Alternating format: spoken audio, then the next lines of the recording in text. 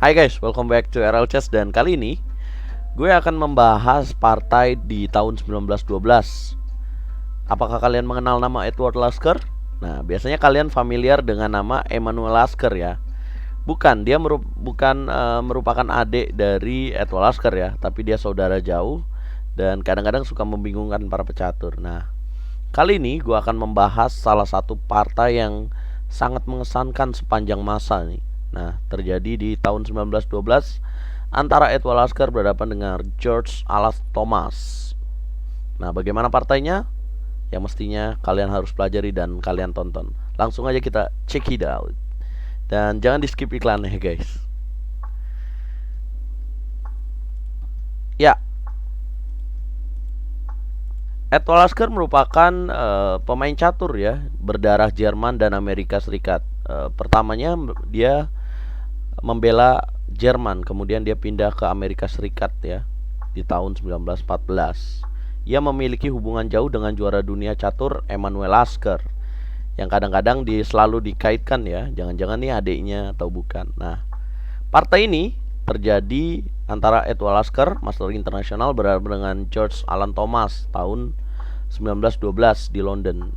Nah, langsung saja kita check it out.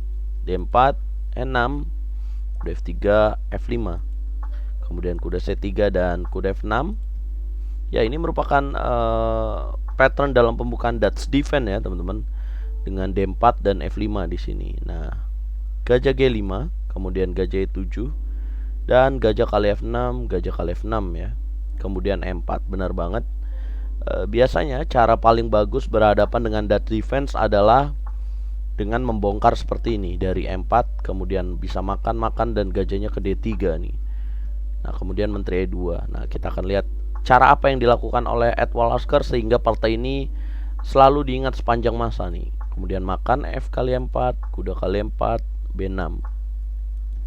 Kemudian kuda E5 di sini langsung menyerang ya. Rokade dan gajah D3. Kemudian gajah B7 dan menteri H5. Dan lihatlah bahwa baru 10 langkah ya, tapi seorang Edward Lasker menunjukkan bahwa dia ingin mengambil inisiatif dalam permainan ini. Dan lihat bahwa buah-buahnya menyerang ke sayap raja. Ada 4 perwira ya di sini, kuda, 2 kuda dan gajah juga menteri. Dan dengan adanya menteri ke H5 ini seharusnya George Alan Thomas sudah mencurigai dan sudah menyiapkan kuda-kuda untuk bertahan di sini seharusnya. Nah, kemudian di sini jalannya menteri E7 ya dari George Alan Thomas yang mengakibatkan terjadi langkah yang spektakuler teman-teman di sini. Yang seharusnya apabila tidak menjalankan menteri E7 ada langkah yang lebih baik ya. Seharusnya dia menjalankan gajah kali E5 saja. Gajah kali E5 dan apabila D kali E5 maka normal ya. Dan apabila ada kuda F6 bisa dimakan dengan benteng dan tidak akan terjadi skakmat teman-teman. Rajanya bisa kabur seperti ini. Nah, gara-gara jalan menteri E7 ini ya di langkah ke-10 terjadilah langkah yang sangat mengesankan. Nah, bisa nggak teman-teman menebak langkah apa yang akan dijalankan oleh seorang Edward Lasker di tahun 1912 nih teman-teman? 1, 2, 3, 4, dan 5. Ya, benar sekali teman-teman. Kita lihat bahwa menterinya sedang mengancam petak H7 dan gajahnya juga mengancam petak H7. Tapi bukan makan kuda kali F6 ya teman-teman jawabannya. Yang benar adalah langkah immortal nih. Langkah yang kalau dalam pertarungan seperti assassin ya di sini, dengan menjalankan menteri kali H7 teman-teman. Yang dimana harus dimakan dong. Ya, memberikan menterinya menukar dengan pion. Tapi lihat apa yang akan terjadi selanjutnya. Raja kali H7, kuda kali F6, dan raja H6. Kemudian kuda E ke G4 ya, mengikat kudanya. Dan rajanya harus naik satu-satunya langkah ke G5.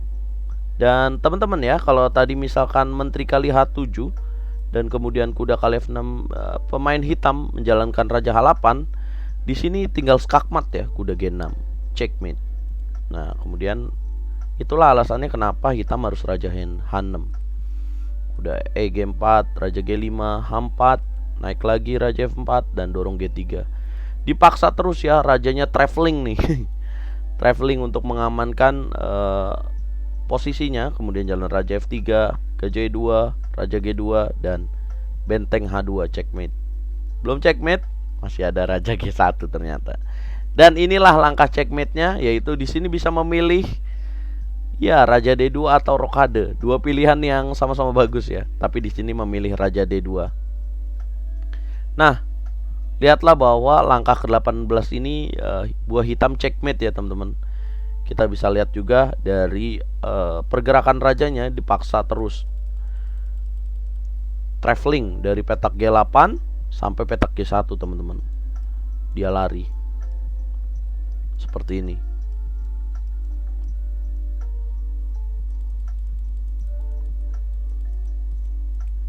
Checkmate. Nah, apa sih yang kita bisa pelajari dari permainan dari Edward Lasker teman-teman?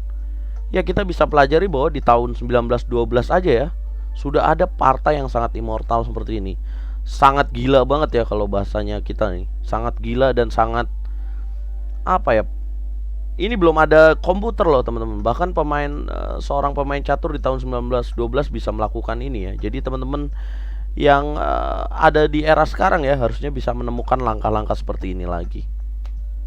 Bisa menemukan langkah-langkah yang lebih hebat lagi. Nah, ini merupakan partai yang sangat berkesan ya teman-teman, dan masih diingat sampai sekarang salah satu partainya.